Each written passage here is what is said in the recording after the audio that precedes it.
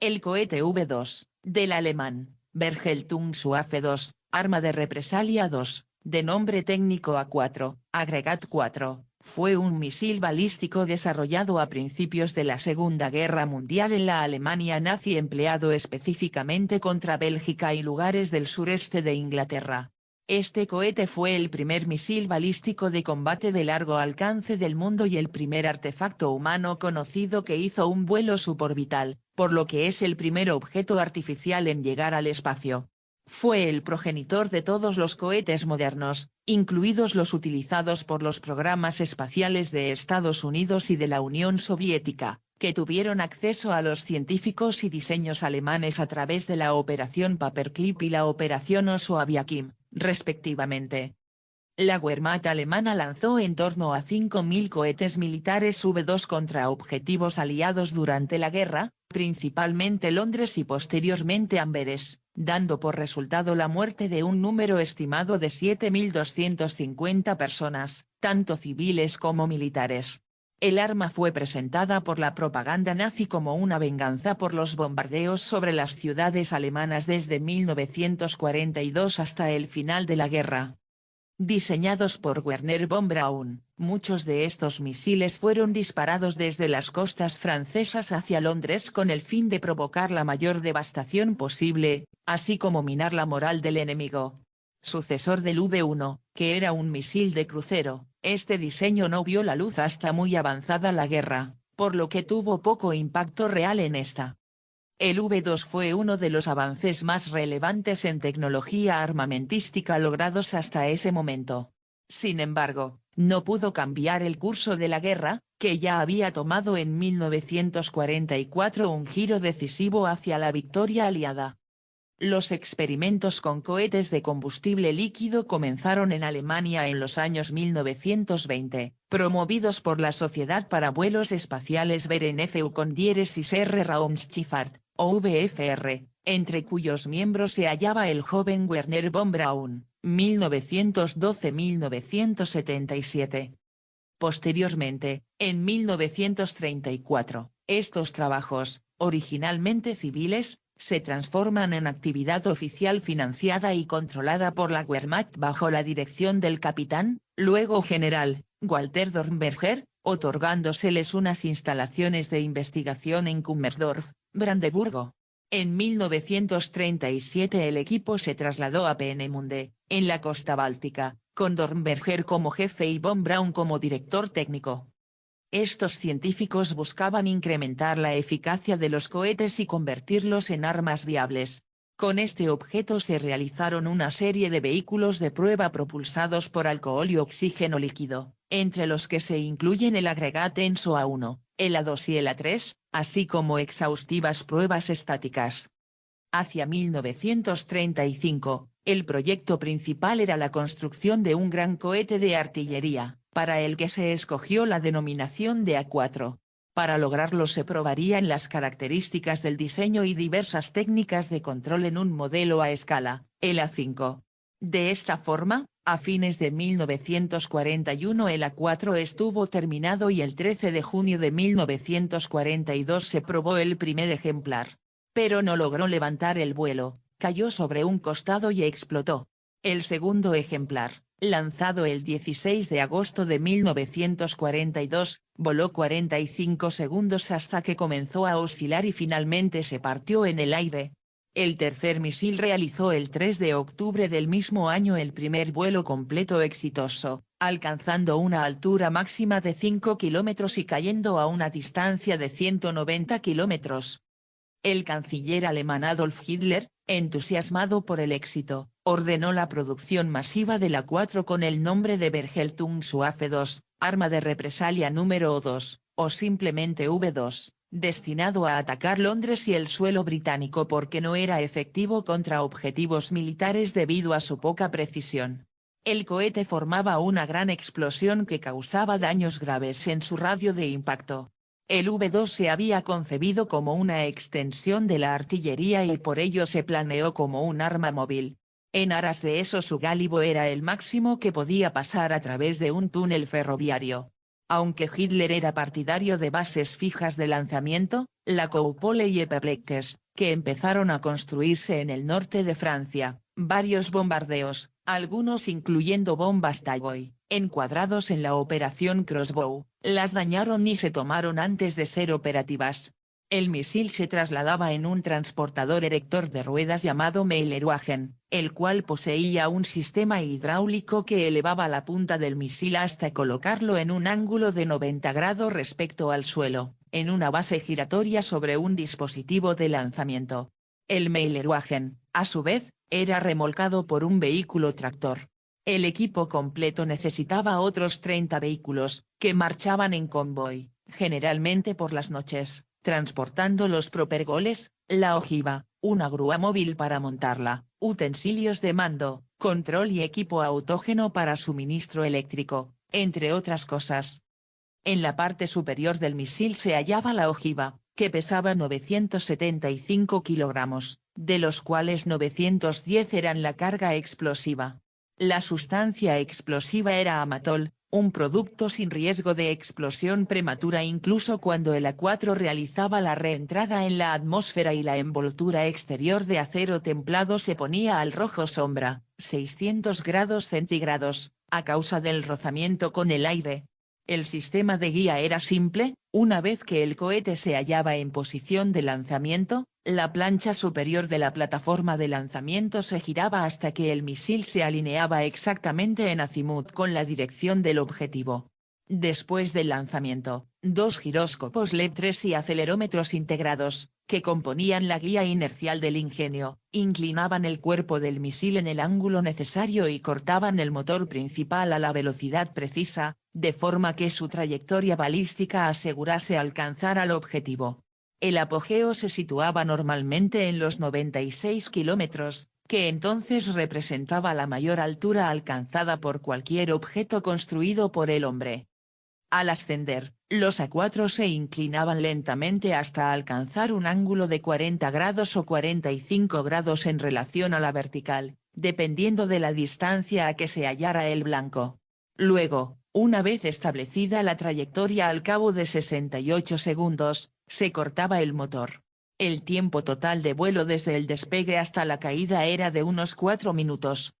El control se realizaba mediante 4 deflectores de vectorización de flujos, aspas, de grafito situados en el chorro de gas, que le daban estabilidad al misil, y mediante pequeños timones aerodinámicos instalados en las 4 grandes aletas, que eran efectivos una vez alcanzada gran velocidad.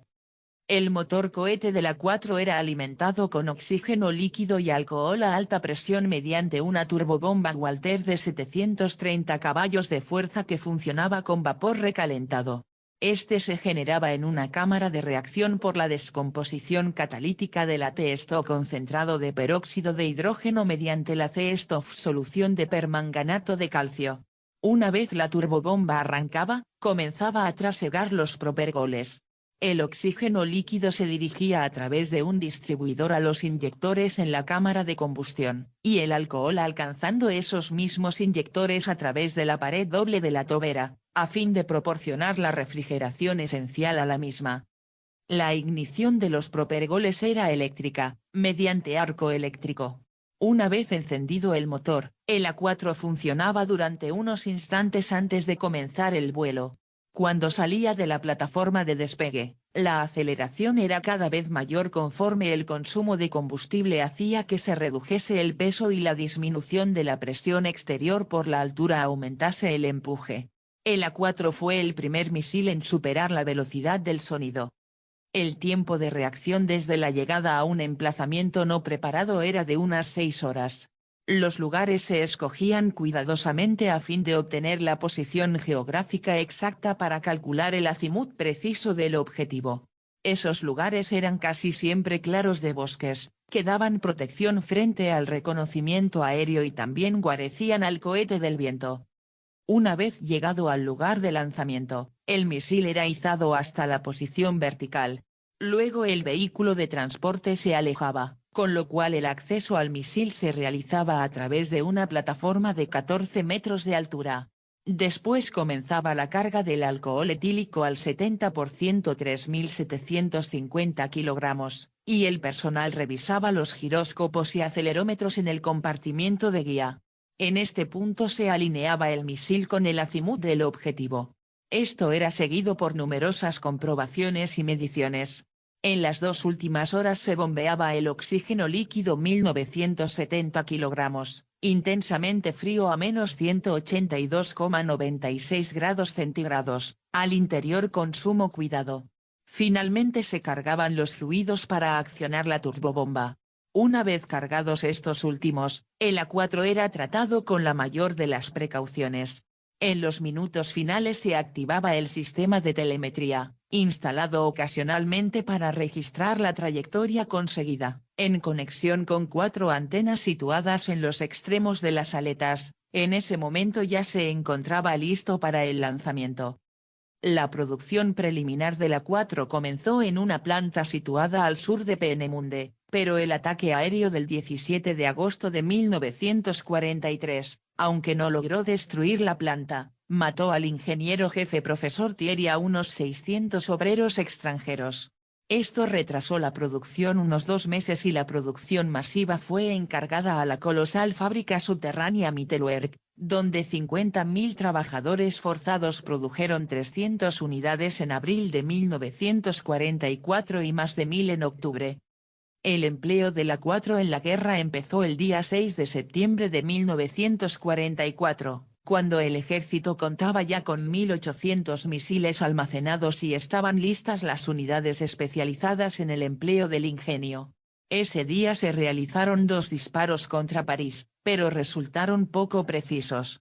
El adiestramiento de los operarios de lanzamiento tenía lugar principalmente en Karpatenborland. Allí se dispararon, entre enero de 1944 y febrero de 1945, unos 600 A4 en entrenamientos. El 8 de septiembre se inició el ataque contra Londres. Al principio, el gobierno británico comunicó al público que las explosiones las causaron tuberías de gas defectuosas. Sin embargo, a los pocos días se tuvo que admitir la verdad.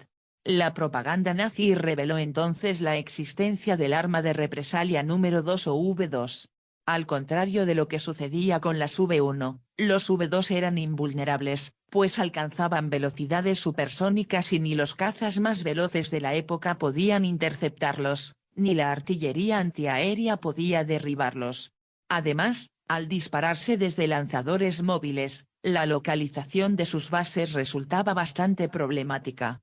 La altura y la velocidad alcanzada por los V2 hacía, asimismo, que fuera prácticamente imposible detectarlos con el radar de la época.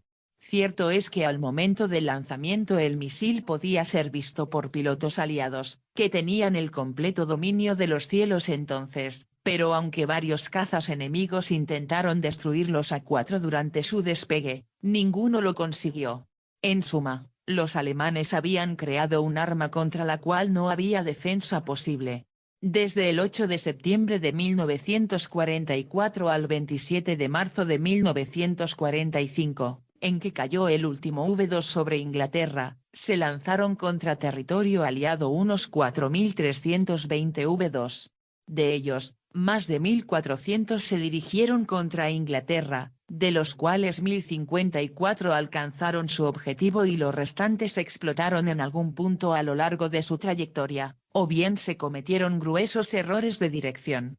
En 1945 se dispararon 1.675 V2 contra Amberes y las fuerzas aliadas en Aquisgrán. La producción total de V2 superó las 10.000 unidades antes del final de la guerra. Los daños causados por el impacto eran similares a los de las V1, pero las pérdidas fueron superiores a causa de la falta de aviso. Esto se debía a que, al estrellarse a velocidades supersónicas, no se percibía ningún ruido de aproximación. Así, luego de oírse la ensordecedora explosión, llegaban largos estrépitos que se apagaban, igual que los truenos. Para incrementar el alcance de los V2 a 750 km se diseñó el A4B, dotado con alas en flecha y timones aerodinámicos más largos. 2 ejemplares fueron probados entre fines de 1944 y comienzos de 1945 con escaso éxito. Otro diseño futurista fue el denominado A9-A10, que preveía un misil de 2 fases, del doble de tamaño del A4, que tendría un alcance de 4.800 kilómetros y podría haber sido el primer misil balístico intercontinental. Terminada la guerra, los V-2 capturados por los aliados se sometieron a exhaustivas pruebas. Los científicos alemanes relacionados con la tecnología de misiles y cohetes eran los mejores de la época. Por ello, tras la Segunda Guerra Mundial, los Estados Unidos y la Unión Soviética se esforzaron por conseguir a la mayoría de estos especialistas, siendo empleados para explorar y sondear la atmósfera superior. El PGM-11 Redstone es un descendiente directo del V2. Braun y su equipo crearon el cohete Saturno V de la NASA, que llevó al hombre a la Luna en 1969 con el programa Apolo. Los soviéticos también emplearon personal alemán, pero este fue repatriado en los años 50 y el desarrollo posterior se realizó con personal autóctono. Empezaron realizando una copia, el R1SS-1 Schooner. El proyecto 1059 o mejor conocido como el Dongfeng-1 es una versión china, posiblemente derivada del R1 soviético. El misil soviético Scud está basado directamente en el V2. Si te gustó nuestro trabajo déjanos un like y suscríbete al canal de YouTube. Somos Ingenierías Militares.